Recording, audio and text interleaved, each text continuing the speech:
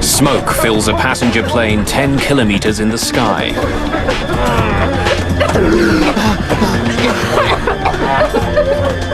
We're on Mayday. We are going down. Electrical systems shut down as the smoke spreads. The crew tries desperately to land their stricken plane. We're gonna need an emergency landing. Put your hat on your lap. We're going to need 5 trucks. They're standing by for you. What seemed like a small problem at first has become a life-or-death struggle for everyone on board Air Canada Flight 797.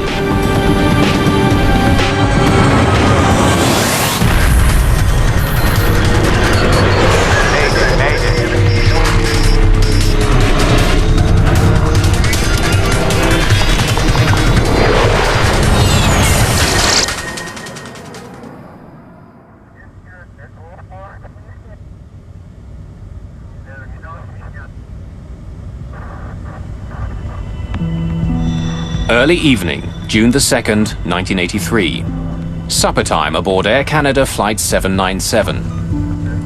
Captain Donald Cameron has been working for Air Canada for 17 years and has flown almost 5,000 hours on a DC-9. But it doesn't mean he gets to eat first. How's your seafood? Nice? Before he can dig in, his first officer, Claude Ouimet, will have to finish. Good. The jet is in the middle of a flight from Dallas, Texas to Montreal with a stopover in Toronto. The heavy cloud cover below hides some light showers, but at their cruising altitude of 10,000 meters, the view is clear and bright.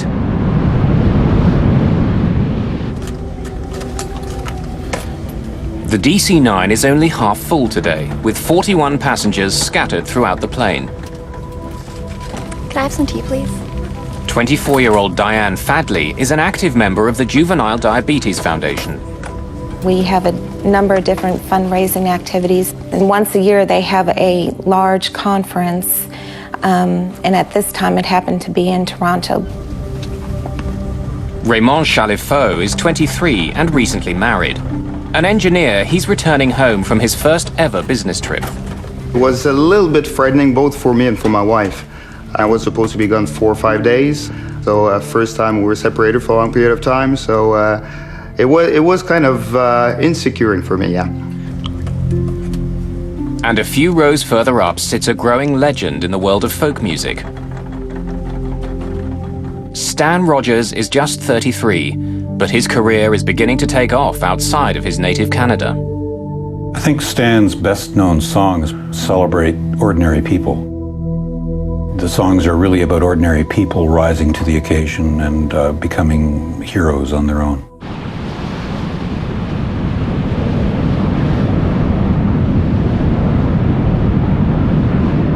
Just before 7 o'clock, the plane is a little more than halfway to Toronto. What was that? It's right there, I see it. Right there. Yeah. 3 circuit breakers have popped out. Like fuses, they protect delicate electrical circuits on the plane from becoming overloaded. Like a machine gun. Yeah. Zap, zap, zap. The 3 breakers are for the flushing motor in the toilet at the rear of the plane. Cameron decides to give them a few minutes before he tries to reset them again. You know, sometimes it overworks and overeats, and then the breaker popped, and then it cools off, and then you push the breaker and everything is fine. So put the snag in the logbook, and that's it. Someone must have pushed a rag down the toilet or something. Jammed it and it overheated. Cameron thinks that something must be stopping the motor from working properly. But it's not an emergency. Toilets get blocked all the time. Several minutes pass as the plane continues on its way to Toronto. Flight attendants Laura Kayama and Judy Davidson are busy serving up dinner in the cabin. In the cockpit, it's Captain Cameron's turn for dinner. But first, he wants to reset the 3 circuit breakers. Without them, the toilet won't work. The rest of the flight could get uncomfortable for the passengers. Pop says I push it. He's given it more than 8 minutes. But whatever is wrong with the washroom, it isn't fixing itself. In the cabin, one of the passengers complains about a disturbing odor. Yeah, that is a strange smell. Let me take a look. Connie Kirsch, a Texan headed for a business meeting in Toronto, is seated at the back of the plane. I had smelled a peculiar smell where I was sitting. And it struck me as odd. Actually, it was a wiry smell. It wasn't a smoke smell. A wisp of smoke is leaking out of the washroom. The smoke and the acrid smell of burning plastic takes Davidson by surprise. This is much more than just a clogged toilet. Other passengers are beginning to notice the smoke and the suffocating smell. Sergio, there's a problem in the washroom. Judy says there's a fire. Okay, I'll be right there. Chief Flight Attendant Sergio Benetti is in charge of the cabin crew. As a precaution, we're moving everyone through Rosa. The smoke is noxious and overpowering. Benetti can't see any flames. He sprays the fire extinguisher into the tiny washroom, trying to coat every surface.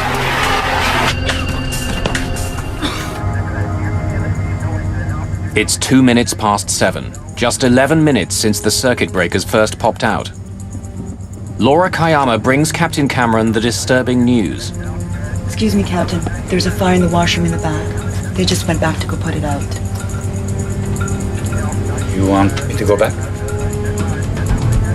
Yeah, go. A fire on board an aircraft is one of the worst situations any crew can face. The plane is some 10 kilometers high. What starts as a spark can turn deadly in a few short minutes. But at the moment, Cameron doesn't know how bad the situation is. You got to remember, in 1983, people were allowed to smoke in the aircraft. And there had been a number of incidents of this sort of in the industry. So it really didn't alarm me that much. Ouimet finds the situation is worse than he expected. I didn't see any flames when I opened the door before, but I sprayed it really good with the fire extinguisher. You think it was a cigarette in the garbage? No, not really. Okay.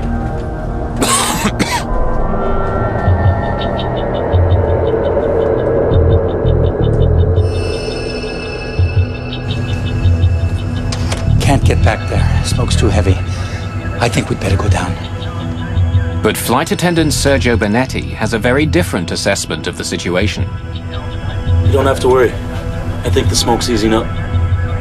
It's a confusing moment for Captain Cameron. Some components do fail from time to time that are not severe or serious enough to cause an emergency descent. That's a pretty serious thing. When Ouimet and Benetti were at the back of the plane, the smoke seemed thick, but now it appears to be subsiding. Okay, it's starting to clear now. But I'll go back and check if that's okay. Yeah, that's okay. Take these goggles. I'll leave my mask on. Go back wherever you can, but don't get yourself incapacitated. No problem. No problem. If it's just a broken toilet motor, Cameron can still make it to Toronto.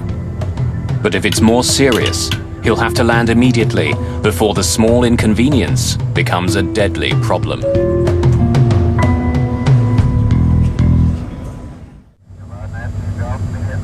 Captain Donald Cameron is waiting for an update from the back of the plane when suddenly he's got a new problem. The master warning light is on. Electrical systems throughout the plane, including some in the cockpit, begin to fail.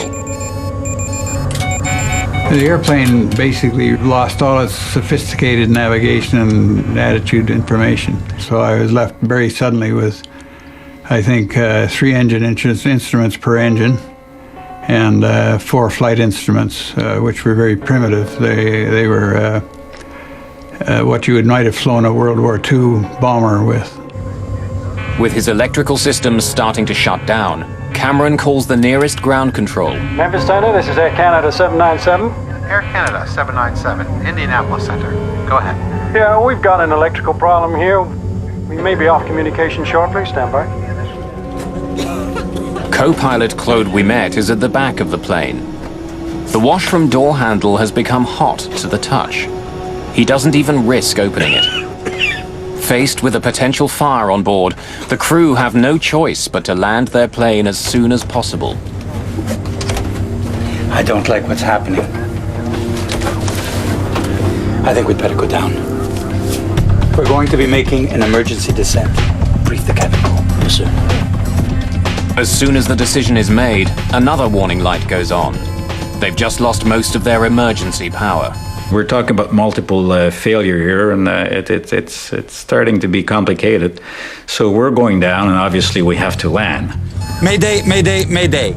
A small problem has snowballed into an all-out emergency. Mayday, mayday, mayday. This is Louisville Control, over. Air Canada 797, we have a fire on board. We are going down. Can you possibly make Cincinnati? Roger that. Cincinnati is 46 kilometers away. They can make it. Captain Cameron begins an initial descent to 1,500 meters.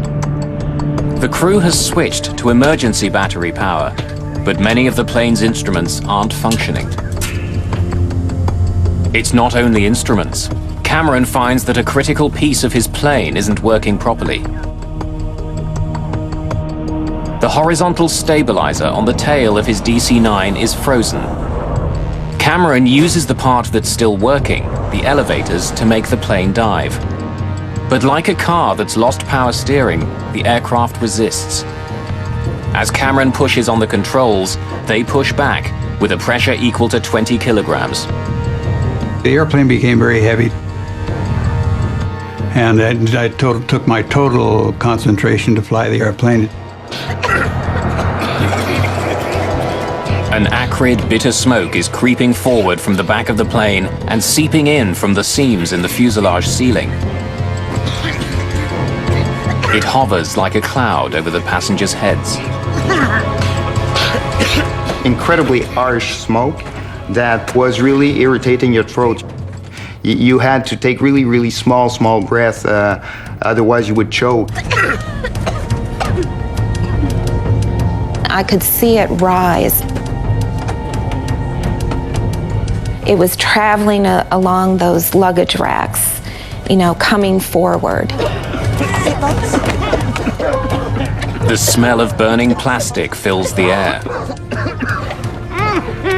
Dropping oxygen masks could make the situation worse. I could have deployed the oxygen mask for the passengers, but it's forbidden. You're only allowed to use the oxygen mask in a case of a massive decompression or loss of cabin pressure, not for fire.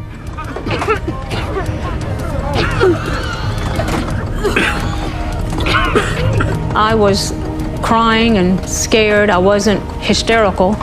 The gentleman sitting next to me explained to me that if I would not cry and if I could, conserve my, not breathe so fast, that it would conserve the oxygen, would help us, and not to worry, that the flight attendants, they really know how to handle these sort of situations.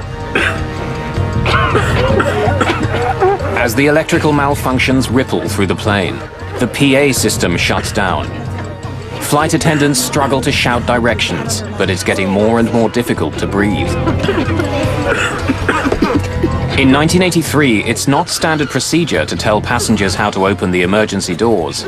But in this case, the two flight attendants are taking no chances. As plain as possible.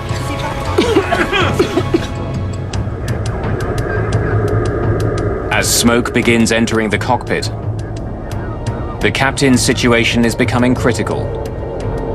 For the first time, Ouimet talks to the Cincinnati airport. Approach, Air Canada 797. We're on Mayday. We are going down. Air Canada 797, Cincinnati approach. Planned runway 36 ILS. And the equipment has been alerted. Do you have time to give me the nature of the emergency? We have a fire in the washroom. We're filling up with smoke right now. Say, type of aircraft, number of people on board, and amount of fuel. We'll copy that later. We don't have time. Gregory Karam is the approach tower controller. He's the lifeline for the struggling jet. He can't see the plane on radar yet, but he knows it's in trouble. There was really no mayhem whatsoever, no screaming, nothing at all. In fact, it was very quiet and calm. And again, I was terrified at that point. Almost 13 minutes after 7, Karam catches sight of Flight 797 on his radar. Air Canada 797, you are now fully identified. This will be a no-gyro radar approach for runway 27 left. Descend now to 3,500 feet. Your position is now 12 miles southeast of the airport. The crew needs to be guided in from the ground. Struggling to see through the dense smoke, they could easily veer off course. Karam will talk them down, watching them every step of the way. In the cabin, the smoke and heat are becoming unbearable. My thought was, well, we're gonna crash. They won't be able to identify myself because I didn't have my papers with me, so I stood up, I took my wallet in the compartment and put my jacket on so that they could identify my body. I knew at that point, that's when I decided or felt that I was not going to make it because I felt I would never see my family again, and the situation just seemed very impossible. Stan certainly had a sense of his own mortality, and he hated to fly. But the demand for Stan was growing, so he was flying more often. And he certainly had a sense that with so much traveling, his risk is elevated. Where's the airport? 12 o'clock and 8 miles, Air Canada. Okay, we're trying to locate it. We're going to need fire trucks. They're standing by for you. Can you give me the number of people and amount of fuel? We don't have time. It's getting worse in here. Understood, sir. Turn left now. You are 1/2 mile north of final approach.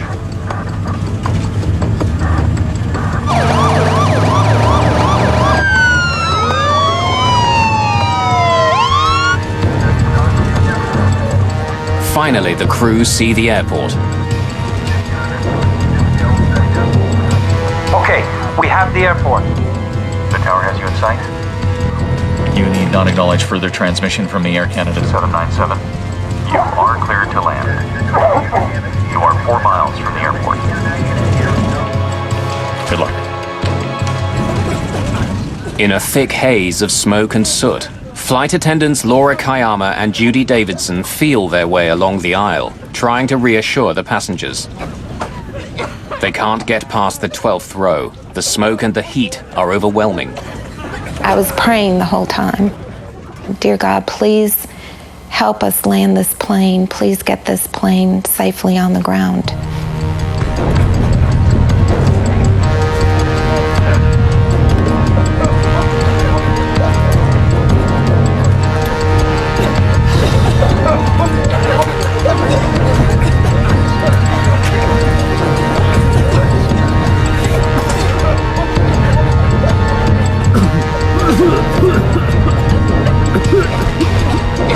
Can't see, can't breathe, death absolutely crossed my mind, but hang in there, don't give up. I've been married for less than a year and it's already over. So I started breathing as little as I could and start thinking seriously at my wife. Fighting the reluctant controls, Captain Cameron's strength is being pushed to the limit.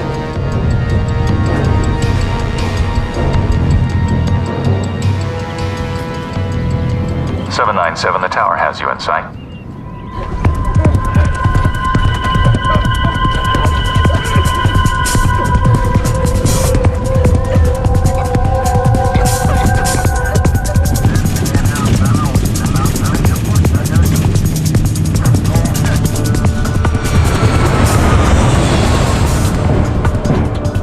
Squinting through the smoke, the crew of Flight 797 land hard.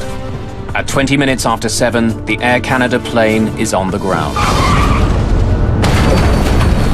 It's less than 30 minutes since the first sign of any trouble on board Flight 797. When we touched the ground, I assumed that we're safe now. Now let's get out of this airplane. But inside the plane, the smoke isn't letting up. Passengers are undoing their seatbelts and trying desperately to escape. I got up out of my seat, and I remember putting my hands up on someone's back, and it was like waiting in a line. And I knew that was one line. I didn't want to wait very long. So I turned around and went the other direction, not knowing I was actually heading towards the front of the plane.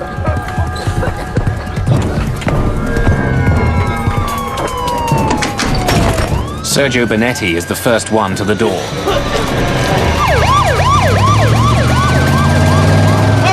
He helps gasping passengers escape.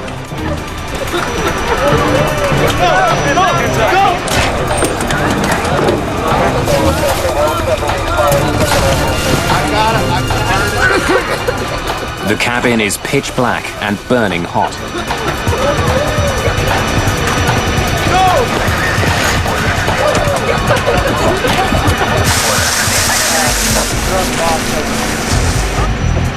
In the cockpit, the crew quickly shuts the plane down. The first officer escapes through the emergency window. It's a 5-meter jump to the ground.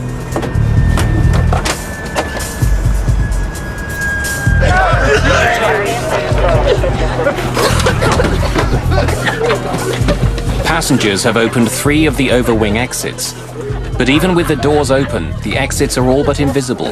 The smoke is too thick.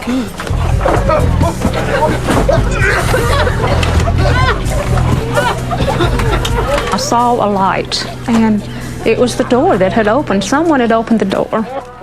I realized what it was. I ran to the door and held my help. I just put my face out so I could breathe. Passengers who have found the exits slide off the wing and stumble to safety. On the ground, Laura Kayama and Judy Davidson frantically move passengers away from the deadly plane. Fire rescue vehicles surround the plane. They douse the plane's exterior and the ground beneath with foam, fearing a fuel fire or worse, an explosion. Through the cockpit window, we can see Captain Cameron sitting in his seat looking dazed and slumped towards the wheel.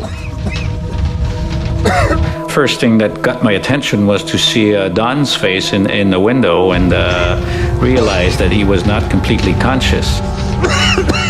I couldn't get out of my seat.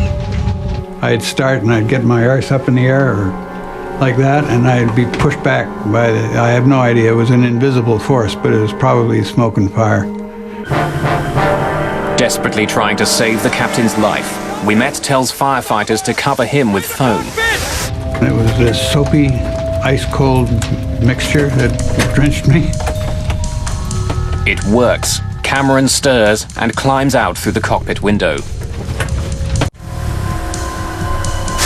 Stop! There he is! Stop!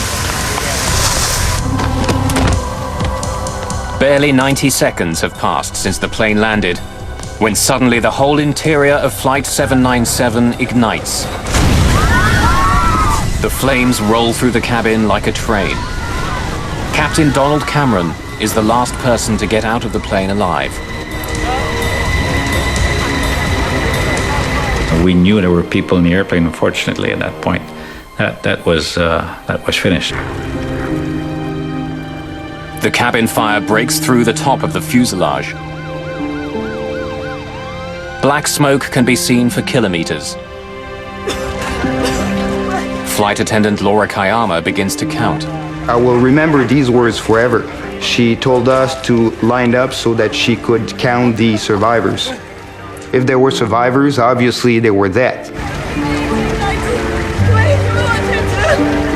Including the crew, there had been 46 people aboard the plane.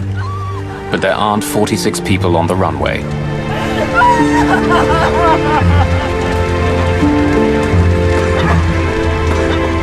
I really thought that if the pilot could land the plane, we would all get off. But I knew when I looked around, I didn't think we were all there.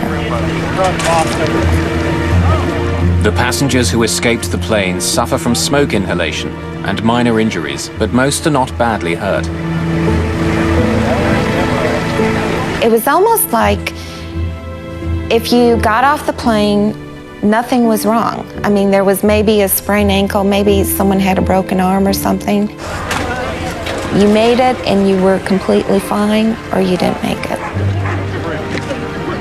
The young man next to me that helped me with my breathing techniques didn't survive. That was a real tough blow, because I know, for one, I believe he played a big part in my survival. I guess it was around midnight. I decided to call Air Canada. I said, I'm trying to find out if a friend of mine was on this flight in Cincinnati. And she said, are you a member of the family? I said, no, I'm just a close friend. And she said, do you know if his wife is alone? And I said, well, yes. And she said, well, she may need somebody with her.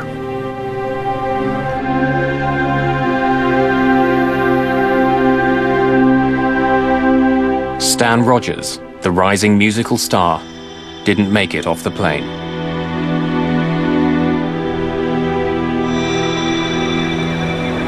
Cincinnati ground. This is captain of the Air Canada flight that's on fire here. Captain Cameron radios Cincinnati ground control from an emergency vehicle near his plane. He has a sobering message. It seems there are 23 people left on board the aircraft. Is there a scheduled carrier runs into here that could maybe give aid and shelter to our stranded passengers? It's pretty cold out here.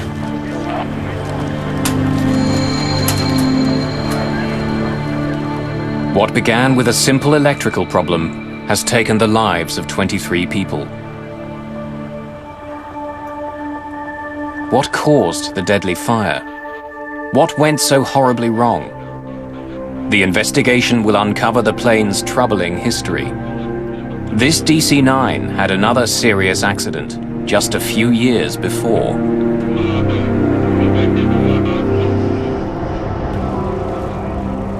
Now the burnt shell of the DC-9 sits on the runway at the Greater Cincinnati Airport. It's one of the most disturbing airplane disasters in years. Within the hour, investigators from the National Transportation Safety Board are on the scene. The first grim task of the investigators is to recover the bodies of the dead. 21 Canadians and 2 Americans. Many are burned beyond recognition.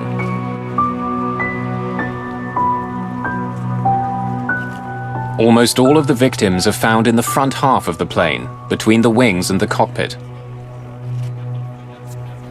Some are still strapped into their seats. Others are found in the aisles. And even though all the passengers had been moved up earlier in the flight, 2 bodies are found near the rear, beyond the wings. Because of the dense smoke in the cabin, the passengers couldn't see well enough to find the exits. And 2 passengers went beyond the overwing exits and succumbed to the environment. Investigators take blood samples from the bodies. They find deadly levels of certain chemicals that were produced as the plane burned. When we did toxicological studies, we were able to determine that there were some significant high levels of cyanide and fluoride in the blood, as well as carbon monoxide. It's not known if the toxic fumes killed the passengers. All that's certain is that they were unable to escape before the flames tore through.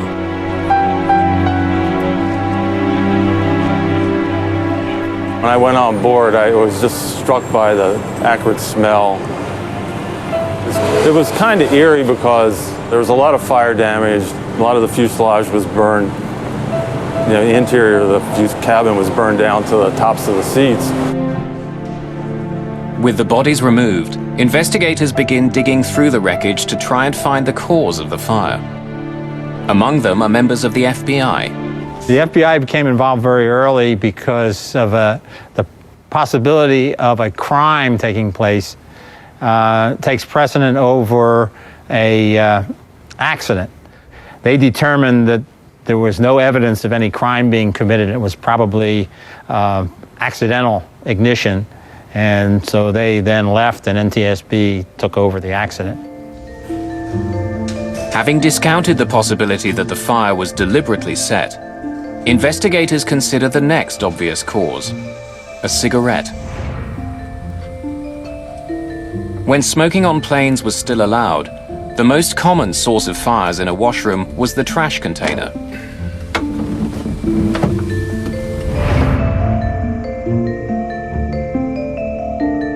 Investigators examined the trash container and find that the top is burned away, but the trash chute and the container behind and below the sink are intact. Inside the container are remnants of paper, scorched but not burned. The fire could not have started here. With the most obvious potential causes discounted, investigators begin to comb through the wreckage looking for what had started the fire. Studying the history of the plane, Hill uncovers some startling facts. In the year before the accident, 76 separate maintenance issues had been written up in the plane's logbook. All were dealt with, but still, it's an unusually high number of problems. The plane's troubled history didn't end there. 4 years earlier, the rear bulkhead had failed, causing an explosive decompression. The crew had to make an emergency landing. It knocked out a lot of electrical cable and hydraulics and stuff like that, and the guy did a hell of a job bringing it back to Boston.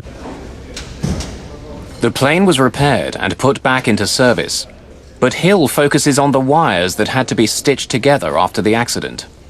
There were wires that ran through there that had been cut, spliced back together. Investigators study all the wire splices they can find on Flight 797 that weren't destroyed in the fire, but they find no evidence of arcing or short-circuiting. It's another dead end. Investigators turn their attention to the cockpit voice recorder and the popping circuit breakers. What was that? It's right there, I see it. Right there. Yeah. Like a machine gun. Yeah. Zap, zap, zap. The circuit breakers trip as a precaution. When they begin to overheat, the circuit breakers turn off, cutting electrical current to the motor. It's a safety feature, so the motor won't cause a fire. Pops as I push it. Investigators need to know if the breakers were tripped by a fire that had already started, or was the motor itself the problem? The NTSB build a mock-up of the plane's washroom and force the flush motor to seize. They want to see if it could have started the fire. The seized motor reaches a temperature of 428 degrees Celsius. It's hot, but it's not hot enough to ignite parts of the washroom around the motor.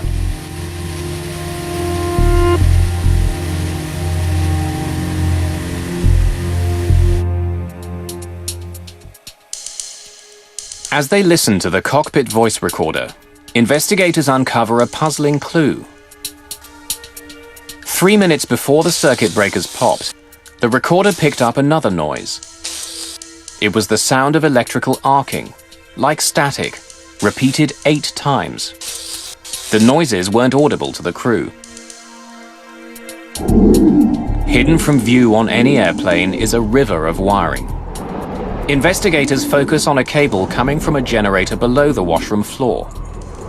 Insulation had rubbed off 2 wires, making it possible for sparks to be produced. Sparks that could start a fire. There was evidence that there was some electrical arcing, but it could have occurred after the insulation had burned on those wires. In spite of countless hours of investigation and numerous tests, in the end, the NTSB can't pinpoint the exact cause of the fire. There simply isn't enough evidence. Just because of the vast amount of damage that was done in that concentrated area around the lavatory where the fire burnt for a long period of time and possibly destroyed any of the evidence of where the fire actually ignited. Even if they'll never know the exact cause of the fire, investigators try to understand how it could cause so much damage. There had been heat and smoke, but no one had seen any flames until an explosion ripped through the jet. When you have a fire that has incomplete combustion, when it has a lack of oxygen, they will produce combustible gases. Those gases then can collect, especially in the crown of an aircraft. The fire had burned out of sight behind the washroom walls, and the smoke, hot gases and fumes intensified and spread inside the wall space from the washroom through to the cabin walls.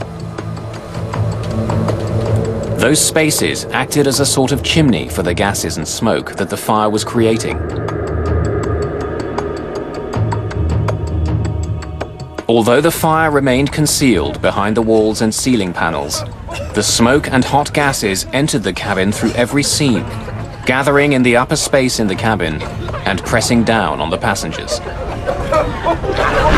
The inaccessible areas and the cabin area are all linked together through small cracks and crevices and small openings.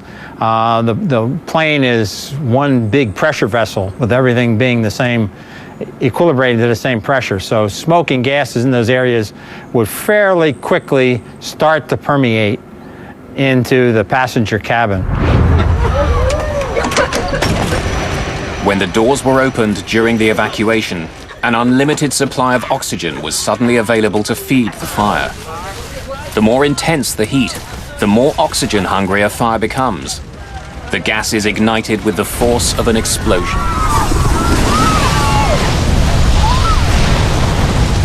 And once you have a flashover, you produce heat, toxic gases, and you burn up all the oxygen in the cabin, and it becomes non-survivable. The technical part of the investigation is complete. But there are still a lot of questions about how the crew responded to the fire.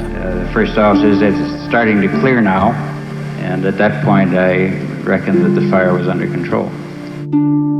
Could they have done more to prevent the tragedy on board Flight 797?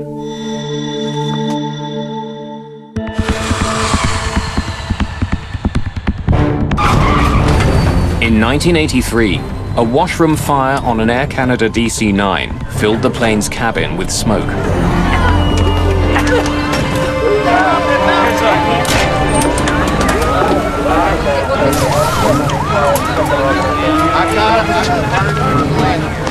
The crew struggled to land the plane, but a flash fire ripped through the jet moments after it came to a stop. 23 people were killed. There was a fireman hollering at us. I think the quote was, "She could blow at any minute." NTSB investigators are unable to definitively pinpoint the cause of the fire. But after reviewing all the information they have, they're ready to release their report. The report on the lethal fire aboard Air Canada Flight 797 is published a year after the accident. It's a landmark in aircraft safety, but it immediately makes for controversial headlines. The NTSB points out that the source of the smoke was never identified, either by the flight attendants or the first officer. The captain was never told, nor did he inquire as to the precise location and extent of the fire which had been reported to him. And with that in mind, what type of fire did you believe that you had? The bin fire. Mayday, mayday, mayday.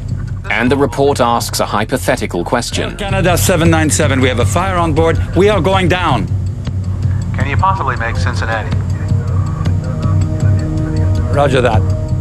If he'd begun to descend sooner, could the captain have landed at Standiford Field Airport in Louisville, Kentucky? It was a few minutes closer. The report and the media attention it gets are devastating to Captain Cameron and his crew. Soon after the report is released, there's an outcry among pilots in the industry. They resent its implied criticism of Flight 797's crew and the suggestion that they could have begun their descent 5 minutes sooner. Several months later, the Airline Pilots Association submits a petition that defends Cameron and the crew. It makes an impact. The NTSB release a revised report, including the petition by the Airline Pilots Association. In the petition, First Officer we met writes an impassioned defense of landing the plane where and when they did. The issue wasn't only the distance to the nearest airport, but the required rate of descent. As it was, the plane barely made the descent to the Greater Cincinnati Airport.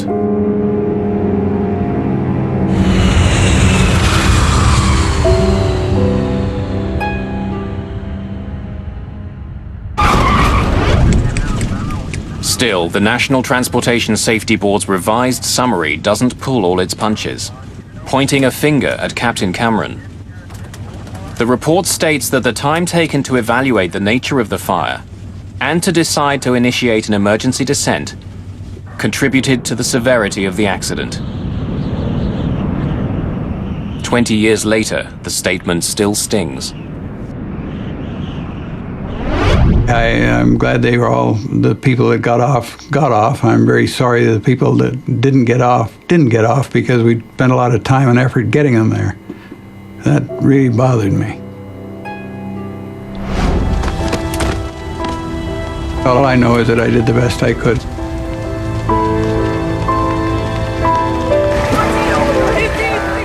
Along with the comments on the performance of the crew, the NTSB recommends a host of safety improvements. Perhaps if the flight had been full, someone would have noticed the smell of smoke sooner. But what the washroom of Flight 797 could have used was a smoke detector. They weren't standard throughout the industry, but after Flight 797, attitudes and regulations changed. Even though flight attendants did receive some training in dealing with fires aboard a plane, it didn't go far enough. But what was more obvious, the flight attendants weren't properly equipped to attack fires. Without full-face masks and oxygen, they couldn't be expected to fight fire while holding their breath. In the years after Flight 797, attendants received better equipment and training. The cabin crew had also made split-second decisions that helped save lives. Moving passengers further up the plane and handing out wet towels minimized the effects of the toxic smoke. Their decision to tell passengers to open the emergency exits over the wings was not standard procedure, but it let some passengers escape more quickly and was eventually adopted as a routine practice.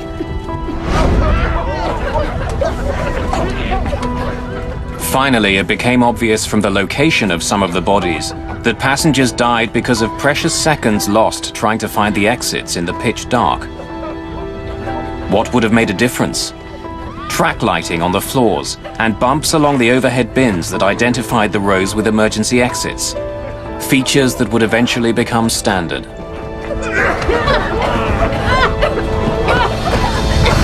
As a direct result of 797, a number of rules were changed, including a more stringent test for seats, a heat release and smoke requirement for cabin interior panels, requirement for smoke detectors in lavatories, and halon fire extinguishers in the cabin. We're going to make an emergency landing. Put your head on your lap. Stay in that position. But the changes were too late for those who died on Flight 797, like the man sitting beside Connie Kirsch.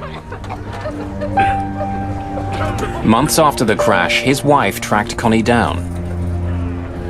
She said, I just understand my husband was the one that was next to you, and I just wanted to know how was he? What was his spirits? And I said, he was in great spirits. He's very nice. He let me sit next to him and explained to me how to breathe. That was really difficult, you know, and the guilt that I carried for a long time was difficult. But I'm past the guilt. But I guess when you go back to it and you think about it like this in detail, you're right back there. Stan Rogers was another victim of Flight 797. he would never be able to fulfill the promise of his life and growing career. I loved his generosity and his loyalty as a friend. As an artist, he was perhaps one of the best songwriters this country's ever produced, and it was really an incredible pleasure and honor to be working with him. He still gets lots and lots of airplay, and so his legend grows.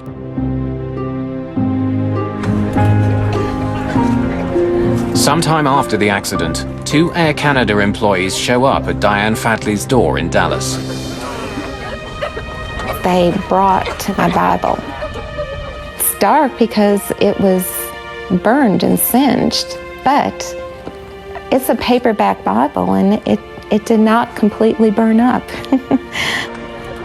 This is just a reminder to me that God was with me. And I believe He protected me. And, you know, He was there with me.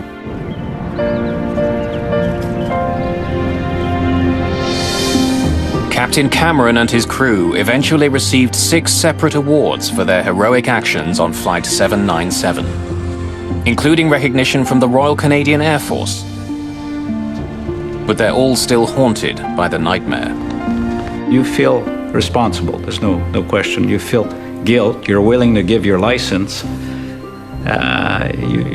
You feel very, very small until you get all the facts together, and because it's a puzzle for you, you know, you're as much as a victim in this. You're not supposed to fly an airplane in that condition, you know, so you're as much as a victim as the passenger, and I think it becomes all of our problem, and we're all part of a solution. It's just a shame we didn't get everybody off. It still bothers me.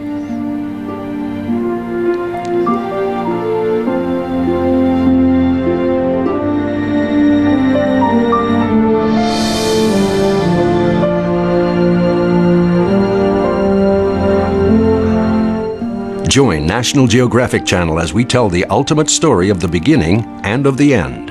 Space Month, Sunday on the National Geographic Channel.